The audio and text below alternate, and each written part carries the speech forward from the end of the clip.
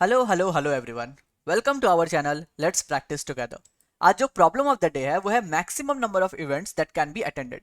और ये similar question है उस प्रॉब्लम का जहां पर हमने सॉल्व किया था कि एक रूम में कितने सारे मीटिंग्स पॉसिबल है। ये हमारे कोडिंग चैलेंज वाले प्लेलिस्ट में अगर आपने नहीं देखा है तो आप वहां जाकर देख सकते हैं।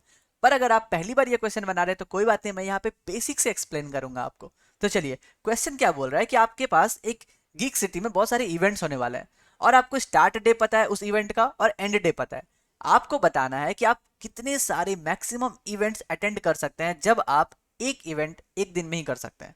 यहाँ पे देखिए एग्जांपल, अगर आपको स्टार्टिंग दे दिया हुआ है कि जो पहला इवेंट है उसका स्टार्ट डे है 1, एंड डे है 1, स्टार्ट डे है 2, एंड डे है 2 और स्टार्ट डे है 1, एंड डे है 2, तो आप कितने सारे इवेंट्स अटेंड कर सकते हैं। तो आप पहला दिन में जो स्टार्ट हो रहा है 2 इवेंट, आप उनमें से तो किसी एक को ही चूज कर सकते हैं ना, या तो पहला वाला या तो दूसरा वाला। अगर आप पहला वाला इवेंट चूज करते हैं तो वो पहला ही दिन खत्म हो जाएगा ताकि आप दूसरे दिन फ्री हो गए। लेकिन अगर आप दूसरा वाला इवेंट चूज करते हैं जो कि फर्स्ट डे है, उसका एंड डे सेकंड डे में होता है, मतलब आपको ये सेकंड डे भी ब्लॉक हो गया। तो यहां पर हम लोग क्या करेंगे, फर्स्ट डे वाला चूज करेंगे जिसका एंड डे भी फर्स्ट है, और फिर सेकंड डे वाला चूज करेंगे जिसका एंड डे भी सेकंड है। तो हमारा मैक्सिमम इवेंट हो गया 2। तो ये आपको यहां पर रिटर्न करना है। तो हम लोग इसको सॉल्व कैसे करेंगे, ठीक है। तो ये हो गया थोड़ा सा एडवांस कंसेप्ट है। यहाँ पे आपको प्रायोरिटी क्यू की जरूरत पड़ेगी। प्रायोरिटी क्यू क्या होता है, हम लोग कैसे यूज करते हैं, उस पे आते हैं हम लोग। लेकिन उसके पहले हम लोग क्या करते हैं, सबसे पहले ये जो स्टार्ट और एंड है ना, इसको एक पेयर में बना लेते हैं, क्योंकि हम लोग बार बार 2 एरे से तो कंपेयर नहीं कर सकते। तो हम लोग सबसे पहले क्या करेंगे, इसका एक पेयर बना लेंगे। पेयर बनाना बहुत ही आसान है। अगर आपने वेक्टर नहीं पढ़ा है तो आप कॉम्पिटिटिव कोडिंग में आगे बहुत सारे प्रॉब्लम में डिफिकल्टी फेस करेंगे, इसलिए आप पहले जाकर के STT that means standard template library पढ़ लीजिए। तो हम लोग यूज करेंगे वेक्टर। वेक्टर जो है यहाँ पे हमें पेयर में चाहिए। तो हम लोग जो है यहाँ पे इंट नहीं लिखेंगे बल्कि लिखेंगे हम लोगों को पेयर, और ये पेयर होगा किस साइज का, इंट इंट का। तो वेक्टर पेयर बना लिए और हम लोग नाम दे देते हैं कुछ भी। सपोज हम लोग क्या नाम देते हैं, यहाँ पे हम लोगों को डिफाइन करना है कितने साइज का होना चाहिए, ये n साइज का होना चाहिए। और हम लोगों का जो वेक्टर पेयर है, सपोज उसका नाम हम लोग दे देते हैं VP वेक्टर पेयर, ठीक है। इससे हम लोगों को नाम भी याद रहेगा और इसका जो साइज होगा वो क्या होगा, n साइज का होगा। यहां तक हम लोग कंफर्म है। अब हम लोगों को चाहिए कि इसका जो फर्स्ट और सेकंड है वो क्या होना चाहिए, स्टार्ट होना चाहिए और एंड होना चाहिए। तो हम लोगों को एक लूप लगा करके हमारे वेक्टर पेयर में ये दोनों वैल्यू को फिल करना है, ठीक है। ये हम लोग बस पेयर बना रहे हैं। यहाँ पर क्वेश्चन कैसे सॉल्व करेंगे ये अभी मत सोचिए, बस पेयर कैसे बनाना है वो देखिए। तो हम लोग क्या करेंगे, एक फॉर लूप चलाएंगे। फॉर लूप कहां से कहां तक चलेगा, i इक्वल्स टू 0 से लेकर के i इज n तक चलेगा। बहुत अच्छे। अब हम लोग क्या करेंगे, जो भी हमारा वेक्टर पेयर है ना, उसके ith वैल्यू पे, उसके तो 2 वैल्यू होता है आपको पता है पेयर में, फर्स्ट होता है और सेकंड होता है। तो डॉट फर्स्ट में हम लोग स्टार्ट डे को रख देते हैं। तो स्टार्ट जो है, स्टार्ट के ith इंडेक्स को वेक्टर पेयर के फर्स्ट वैल्यू में डाल देते हैं। सिमिलरली हम लोग वेक्टर पेयर की जो सेकंड वैल्यू है उसमें हम लोग क्या करेंगे, उसमें हम लोग डाल देंगे एंड डे को, ठीक है। तो इससे क्या हुआ, जो भी हमारा इवेंट का 2 एरे दिया हुआ था स्टार्ट और एंड, उसको हम लोगों ने एक पेयर में डाल दिया। किसी किसी क्वेश्चन में आपको ये स्टार्ट और एंड बनाने की भी जरूरत नहीं पड़ेगी वेक्टर पेयर में, क्योंकि वो लोग खुद ही पेयर बना करके आपको रिटर्न करेंगे। तो अभी हमारे पास वेक्टर पेयर में क्या है गाइस, अभी हमारे पास वेक्टर पेयर में है, मैं यहाँ पे ही कमेंट में बताता हूँ कि हम लोगों के पास है 1,1, ठीक है। ये हमारा पेयर हो गया पहला। जो दूसरा पेयर है वो हो जाएगा हमारा क्या, दूसरा पेयर है हमारा 2,2, और जो तीसरा पेयर है वो है हमारा 1,2। अब ये तो देखिए ये क्या हो रहा है, हम लोगों को तो पता ही नहीं चल रहा है ना कि फर्स्ट डे में कितने सारे हैं। तो यहाँ पर हम लोग को चाहिए कि जितने सारे फर्स्ट डे में पॉसिबल है वो सब एक जगह पे हो, उसके बाद जो सेकंड डे में वो एक जगह पे हो, जो थर्ड डे में वो एक जगह पे हो। तो इसका सबसे बेहतरीन सॉल्यूशन क्या है, आप कर दो वेक्टर पेयर को सॉर्ट, ठीक है। आप कर दो अपने वेक्टर पेयर को सॉर्ट। तो हम लोग इसको कमेंट करते हैं और हम लोग सिंपली सा सॉर्ट लगा देते हैं किस पे, हमारे वेक्टर पेयर पे। और आपको सॉर्ट का पता है कि हम लोग क्या करते हैं, बिगिन और करते हैं एंड। इसी को अगर रिवर्स सॉर्ट करना पड़ेगा तो क्या होगा, हमारा पॉइंटर जो है वो चेंज हो जाएगा, वो हो जाएगा reverse begin and reverse end, मतलब R begin and R end. उससे क्या होता है, हमारा जो पॉइंटर होता है ना उसको वो पीछे से इटरेट करने लगता है, ठीक है। तो अभी जो हो गया हमारा वेक्टर पेयर हो गया सॉर्ट। अब सॉर्ट करने के बाद ये कैसा दिखेगा, सॉर्ट करने के बाद सबसे पहले 1,1 दिखेंगे, फिर क्या दिखेंगे 1,2 दिखेंगे, और उसके बाद हमारे लास्ट में आएंगे 2,2। तो ये हो गया हमारे इवेंट का सॉर्टिंग। बहुत बढ़िया, यहाँ तक तो आप लोगों को आसानी से समझ में आ गया होगा। आई होप यहाँ पर पहुंचने में आपको कोई प्रॉब्लम नहीं हो रही होगी, ठीक है। तो अब हम लोग कैसे करेंगे, अब हमारे पास है प्रायोरिटी क्यू। तो हम लोग अगर सिंपल प्रायोरिटी क्यू लेते हैं तो ये क्यू की तरह बिहेव करेगा, ठीक है। क्यू का मतलब क्या होता है, फर्स्ट इन फर्स्ट आउट, कि जो भी फर्स्ट आएंगे उसी को हम लोग फर्स्ट आउट करेंगे। और स्टैक जो होता है वो होता है first in last out, that is FILO. तो अगर हम लोग सिंपल इंट ले लेना, तो और हम लोगों को क्या डालना है इसमें, हम लोगों का वेक्टर डालना है।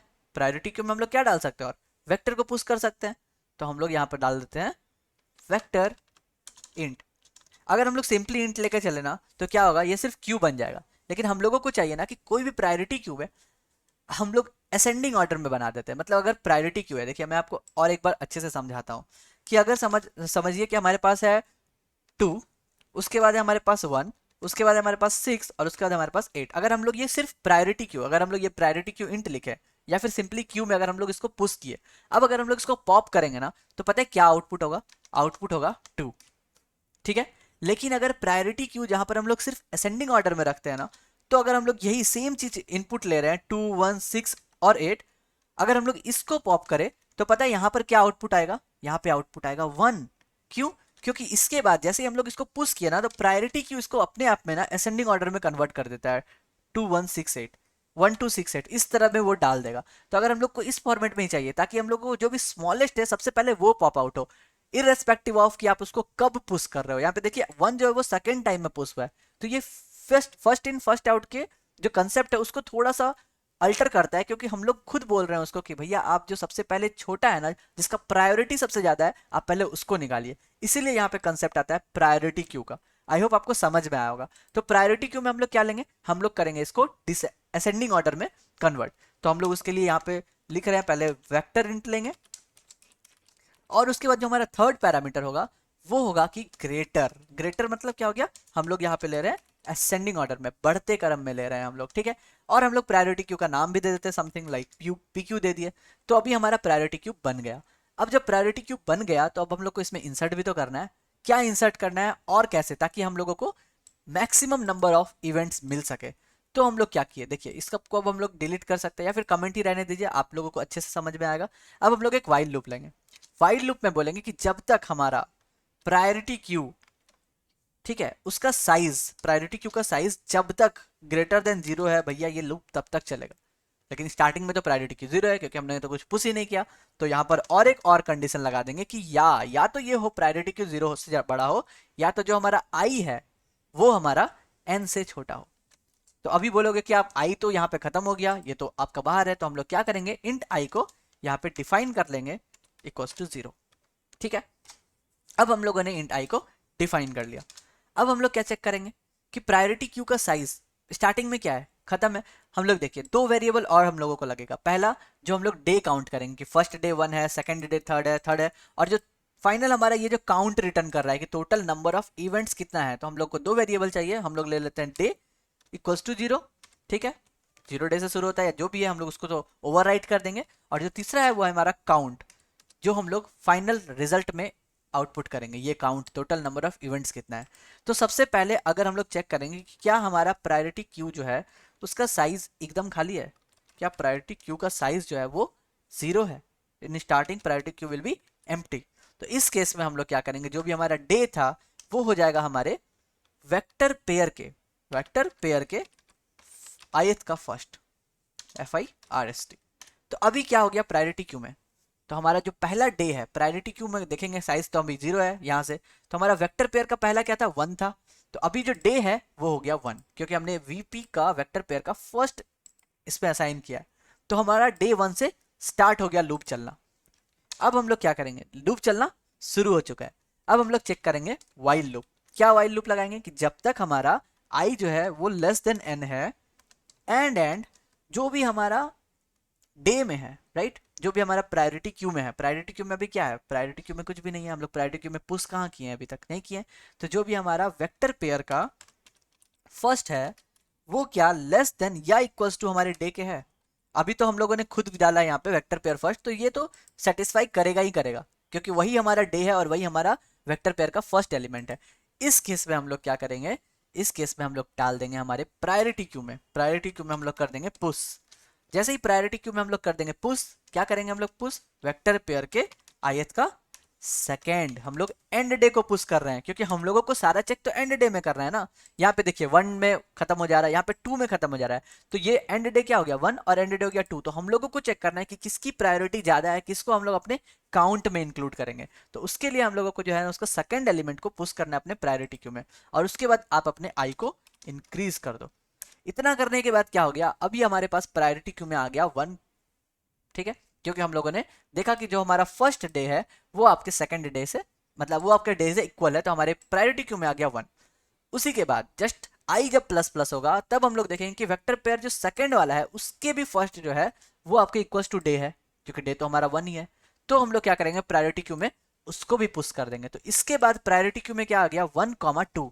याद रखिएगा कि हम लोग सिर्फ एंड डे को रख रहे हैं प्रायोरिटी क्यू में। अब जब थर्ड में चला गया, आई प्लस प्लस होते हुए थर्ड में चला गया, अभी हमारा डे क्या हो गया, डे हो गया हमारा 2।